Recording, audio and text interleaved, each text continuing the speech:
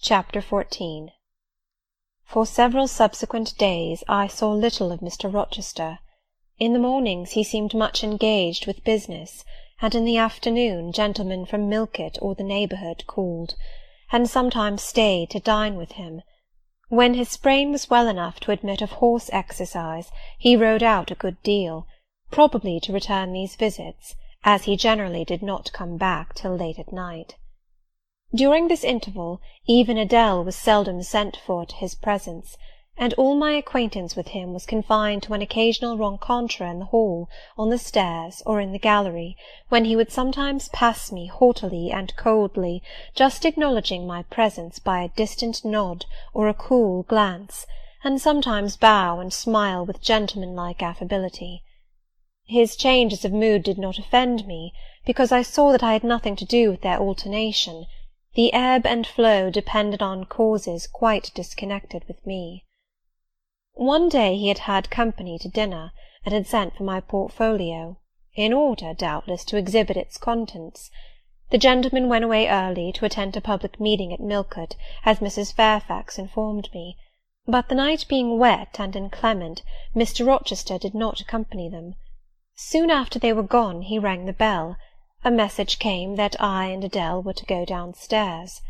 I brushed Adèle's hair and made her neat, and having ascertained that I was myself in my usual Quaker trim, where there was nothing to retouch, all being too close and plain, braided locks included, to admit of disarrangement, we descended.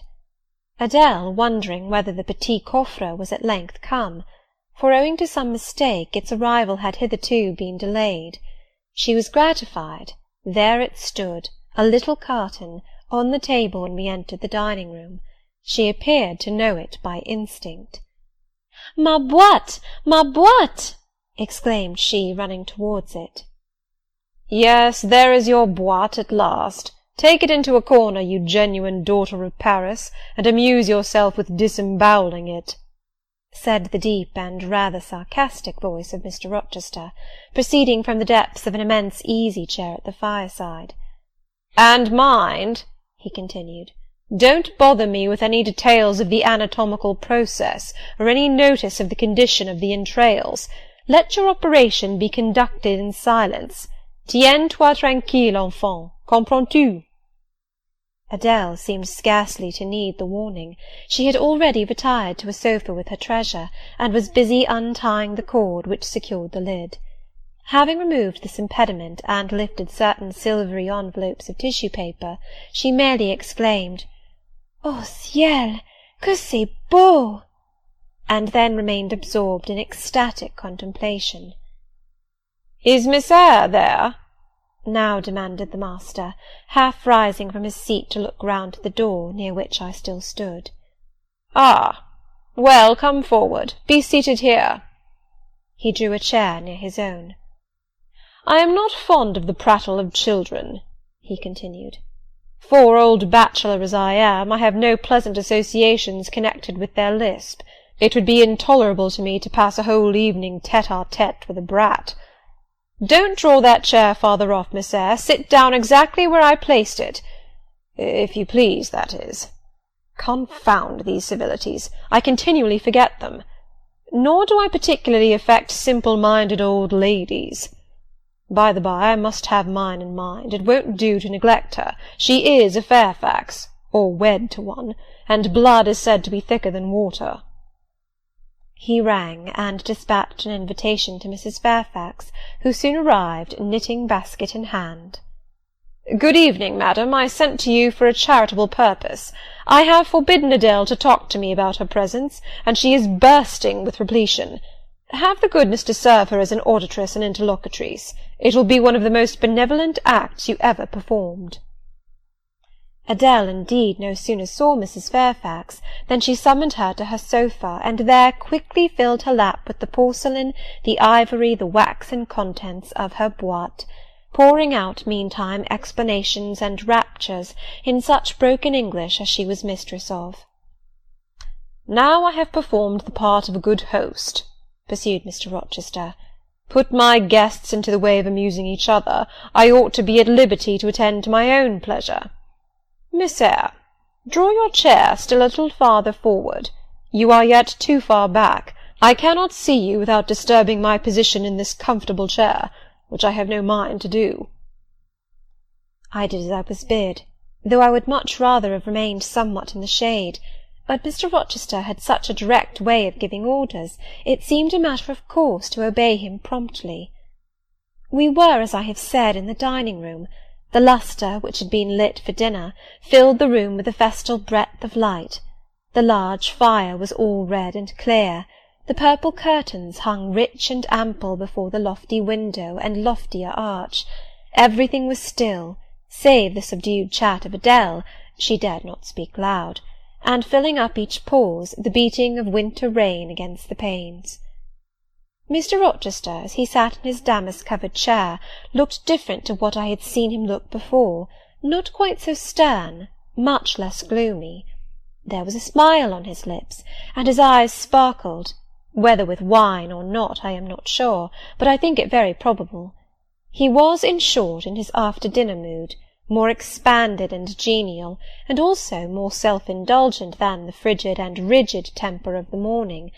Still he looked preciously grim, cushioning his massive head against the swelling back of his chair, and receiving the light of the fire on his granite-hewn features, and in his great dark eyes. For he had great dark eyes, and very fine eyes too, not without a certain change in their depth sometimes, which, if it was not softness, reminded you at least of that feeling. He had been looking 2 minutes at the fire, and I had been looking the same length of time at him, when, turning suddenly, he caught my gaze fastened on his physiognomy. "You examine me, Miss Eyre," said he. "Do you think me handsome?" I should, if I had deliberated, have replied to this question by something conventionally vague and polite, but the answer somehow slipped from my tongue before I was aware. "No, sir." "Ah? By my word, there is something singular about you," said he. "You have the air of a little Nonette, quaint, quiet, grave, and simple, as you sit with your hands before you, and your eyes generally bent on the carpet, except, by the by, when they are directed piercingly to my face, as just now, for instance. And when one asks you a question, or makes a remark to which you are obliged to reply, you rap out a round rejoinder, which, if not blunt, is at least brusque. What do you mean by it?" "Sir, I was too plain. I beg your pardon. I ought to have replied that it was not easy to give an impromptu answer to a question about appearances, that tastes mostly differ, and that beauty is of little consequence, or something of that sort." "You ought to have replied no such thing. Beauty of little consequence, indeed! And so, under pretence of softening the previous outrage, of stroking and soothing me into placidity, you stick a sly penknife under my ear. Go on. What fault do you find with me, pray? I suppose I have all my limbs and all my features like any other man?" "Mr. Rochester, allow me to disown my first answer. I intended no pointed repartee, it was only a blunder." "Just so. I think so, and you shall be answerable for it. Criticise me. Does my forehead not please you?" He lifted up the sable waves of hair which lay horizontally over his brow, and showed a solid enough mass of intellectual organs, but an abrupt deficiency where the suave sign of benevolence should have risen. "Now, ma'am, am I a fool?"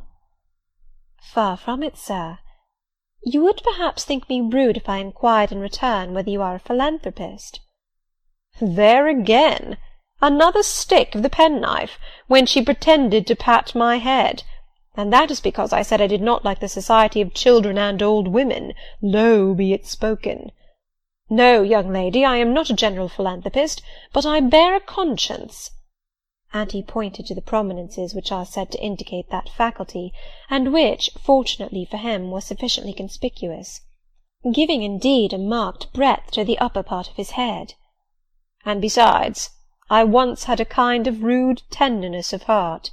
When I was as old as you, I was a feeling fellow enough, partial to the unfledged, unfostered, and unlucky. But fortune has knocked me about since. She has even kneaded me with her knuckles, and now I flatter myself I am as hard and tough as an india-rubber ball, pervious, though, through a chink or two still, and with one sentient point in the middle of the lump. Yes, does that leave hope for me?" "Hope of what, sir?" "Of my final re-transformation from india-rubber back to flesh." Decidedly he has had too much wine, I thought, and I did not know what answer to make to his queer question. How could I tell whether he was capable of being re-transformed? "You look very much puzzled, Miss Eyre, and though you are not pretty any more than I am handsome, yet a puzzled air becomes you. Besides, it is convenient, for it keeps those searching eyes of yours away from my physiognomy, and busies them with the worsted flowers of the rug. So puzzle on. Young lady, I am disposed to be gregarious and communicative to-night." With this announcement he rose from his chair, and stood leaning his arm on the marble mantelpiece. In this attitude his shape was seen plainly as well as his face, his unusual breadth of chest, disproportionate almost to his length of limb. I am sure most people would have thought him an ugly man, yet there was so much unconscious pride in his port, so much ease in his demeanour, such a look of complete indifference to his own external appearance, so haughty a reliance on the power of other qualities, intrinsic or adventitious, to atone for the lack of mere personal attractiveness, that in looking at him one inevitably shared the indifference, and even in a blind imperfect sense put faith in the confidence. "I am disposed to be gregarious and communicative to-night," he repeated, "and that is why I sent for you. The fire and the chandelier were not sufficient company for me, nor would Pilot have been, for none of these can talk. Adele is a degree better, but still far below the mark. Mrs. Fairfax, ditto. You, I am persuaded, can suit me if you will. You puzzled me the first evening I invited you down here. I have almost forgotten you since. Other ideas have driven yours from my head. But to-night I am resolved to be at ease, to dismiss what importunes and recall what pleases. It would now please me to draw you out, to learn more of you. Therefore speak." Instead of speaking, I smiled, and not a very complacent or submissive smile either. "Speak," he urged. "What about, sir?" "Whatever you like. I leave both the choice of subject and the manner of treating it entirely to yourself." Accordingly I sat and said nothing. If he expects me to talk for the mere sake of talking and showing off, he will find he has addressed himself to the wrong person, I thought. "You are dumb, Miss Eyre." I was dumb still. He bent his head a little towards me, and with a single hasty glance seemed to dive into my eyes. "Stubborn?" he said. "And annoyed? Ah, it is consistent. I put my request in an absurd, almost insolent form. Miss Eyre, I beg your pardon. The fact is, once for all, I don't wish to treat you as an inferior.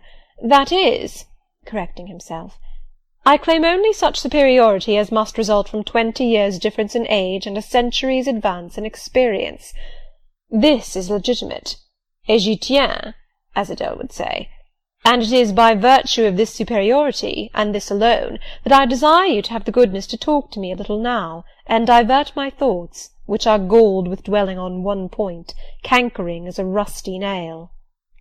He had deigned an explanation, almost an apology, and I did not feel insensible to his condescension, and would not seem so. "I am willing to amuse you if I can, sir, quite willing, but I cannot introduce a topic, because how do I know what will interest you? Ask me questions, and I will do my best to answer them."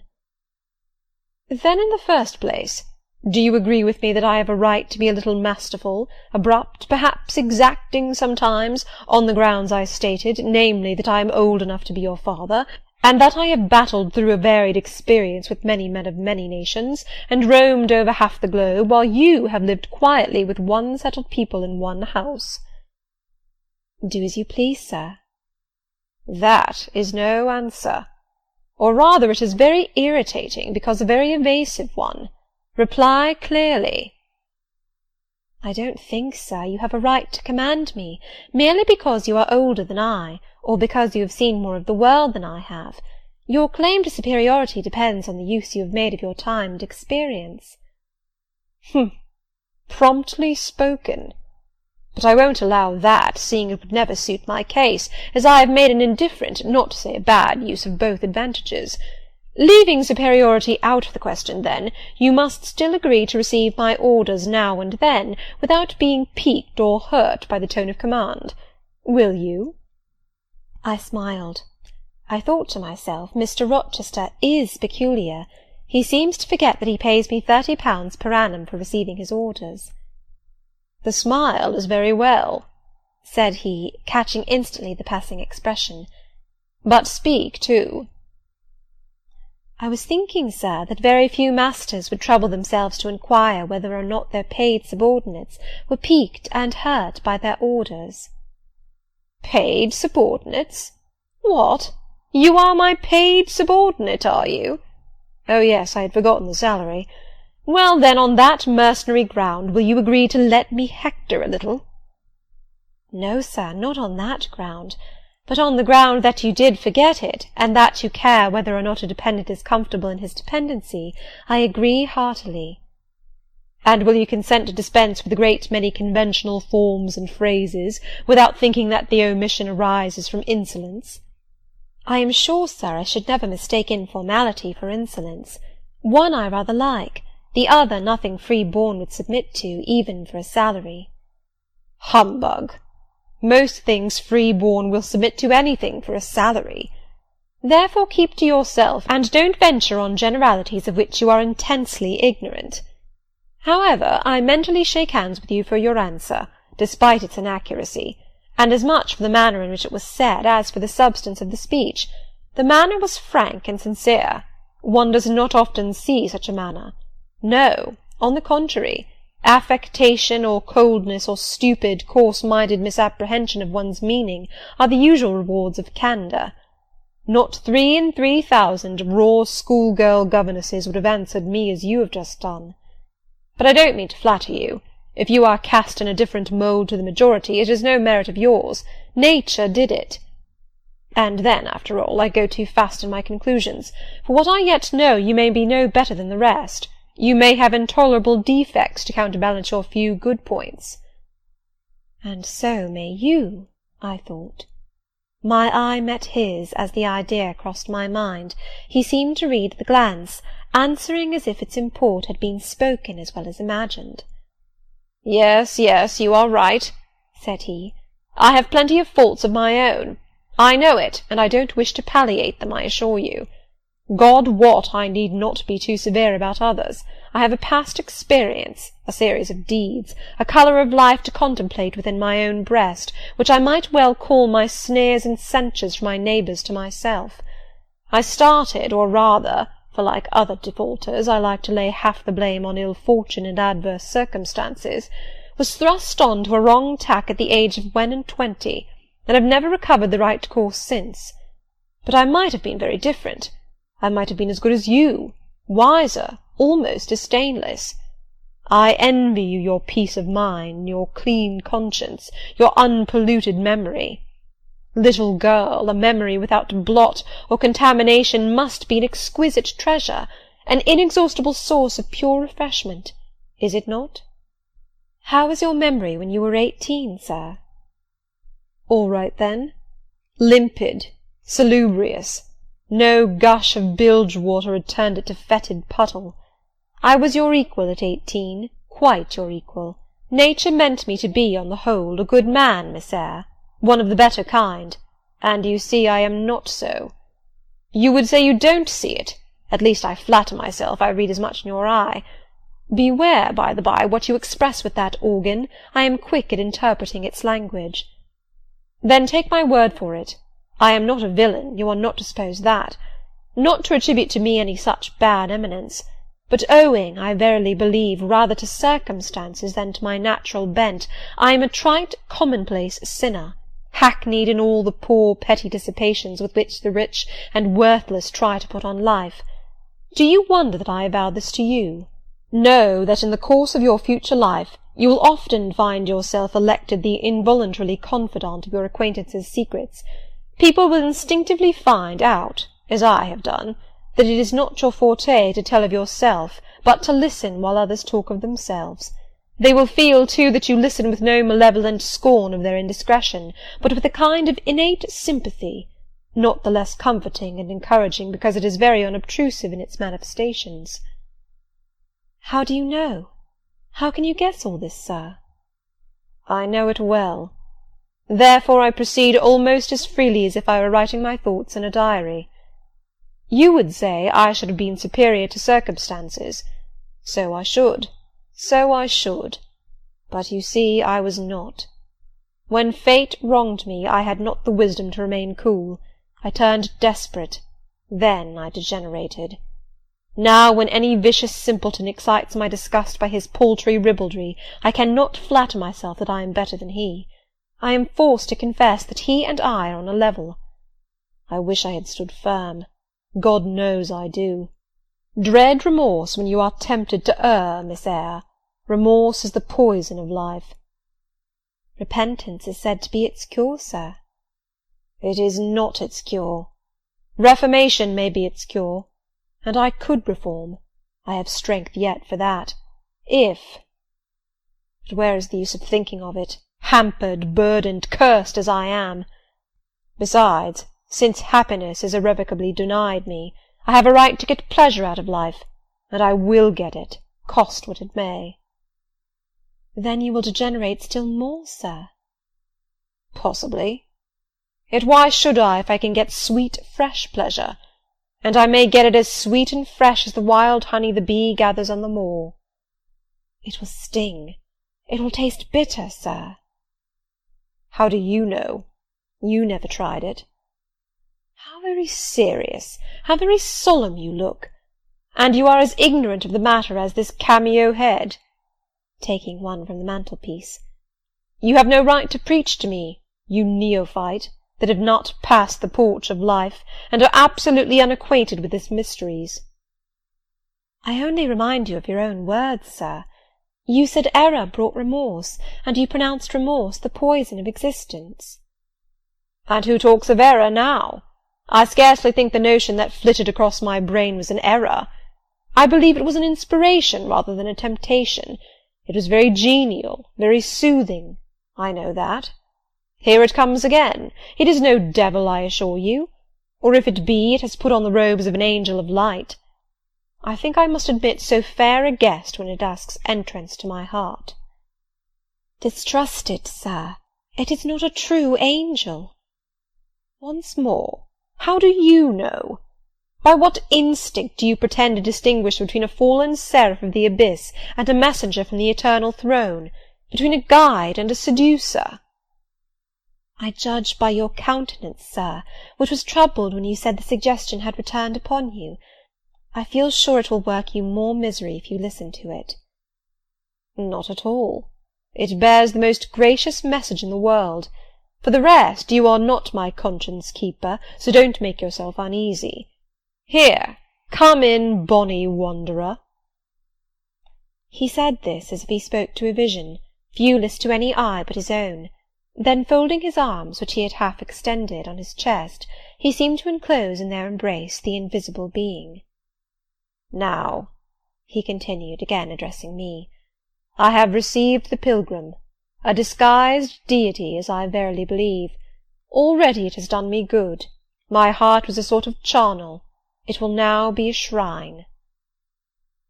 To speak truth, sir, I don't understand you at all. I cannot keep up the conversation because it has got out of my depth. Only one thing I know. You said you were not as good as you should like to be, and that you regretted your own imperfection. One thing I can comprehend. You intimated that to have a sullied memory was a perpetual bane. It seems to me that if you tried hard, you would in time find it possible to become what you yourself would approve, and that if from this day you began with resolution to correct your thoughts and actions, you would in a few years have laid up a new and stainless store of recollections, to which you might revert with pleasure. Justly thought, rightly said, Miss Eyre, and at this moment I am paving hell with energy. Sir? I am laying down good intentions, which I believe durable as flint. Certainly my associates and pursuits shall be other than they have been. And better?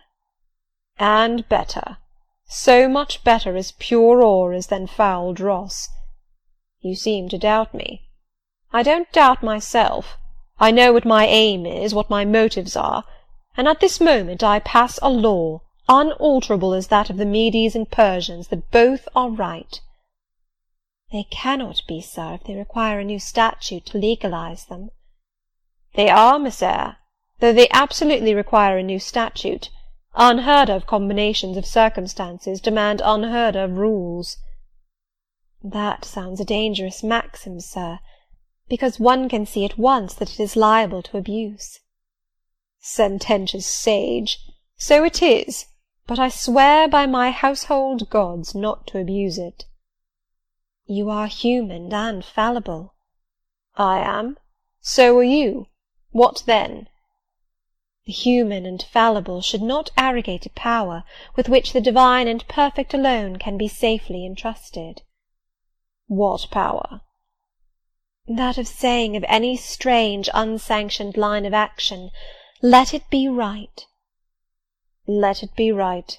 The very words. You have pronounced them. May it be right, then? I said, as I rose, deeming it useless to continue a discourse which was all darkness to me, and besides sensible that the character of my interlocutor was beyond my penetration, at least beyond its present reach, and feeling the uncertainty, the vague sense of insecurity which accompanies a conviction of ignorance. Where are you going? To put Adele to bed. It is past her bedtime. You are afraid of me, because I talk like a sphinx. Your language is enigmatical, sir, but though I am bewildered, I am certainly not afraid. You are afraid. Your self-love dreads a blunder. In that sense I do feel apprehensive. I have no wish to talk nonsense. If you did, it would be in such a grave, quiet manner I should mistake it for sense. Do you never laugh, Miss Eyre? Don't trouble yourself to answer. I see you laugh rarely, but you can laugh very merrily. Believe me, you are not naturally austere, any more than I am naturally vicious. The low-wood constraint still clings to you somewhat, controlling your features, muffling your voice, and restricting your limbs, and you fear in the presence of a man and a brother, or father, or master, or what you will, to smile too gaily, speak too freely, or move too quickly. But in time I think you will learn to be natural with me, as I find it impossible to be conventional with you, and then your looks and movements will have more vivacity and variety than they dare offer now. I see at intervals the glance of a curious sort of bird through the close-set bars of a cage. A vivid, restless, resolute captive is there. Were it but free, it would soar cloud-high. You are still bent on going. It has struck 9, sir. Never mind. Wait a minute. Adele is not ready to go to bed yet. My position, Miss Eyre, with my back to the fire and my face to the room, favours observation. While talking to you, I have also occasionally watched Adele. I have my own reasons for thinking her a curious study, reasons that I may, nay, that I shall impart to you some day. She pulled out of her box about 10 minutes ago a little pink silk frock. Rapture lit her face as she unfolded it. Coquetry runs in her blood, blends with her brains, and seasons the marrow of her bones. Il faut que je sais, cried she, et à l'instant même. She rushed out of the room. She is now with Sophy, undergoing a robing process. In a few minutes she will re-enter, and I know what I shall see.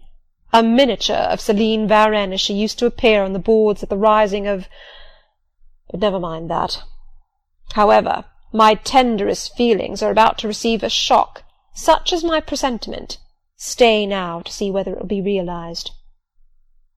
Ere long, Adele's little foot was heard tripping across the hall. She entered, transformed as her guardian had predicted. A dress of rose-coloured satin, very short, and as full in the skirt as it could be gathered, replaced the brown frock she had previously worn. A wreath of rosebuds circled her forehead. Her feet were dressed in silk stockings and small white satin sandals. "Est-ce que ma robe va bien?" cried she, bounding forwards. "Et mes souliers, et mes bras! Tenez, je crois que je vais danser." And spreading out her dress, she chassed across the room, till, having reached Mr. Rochester, she wheeled lightly round before him on tiptoe, then dropped on one knee at his feet, exclaiming, "Monsieur, je vous remercie mille fois de votre bonté."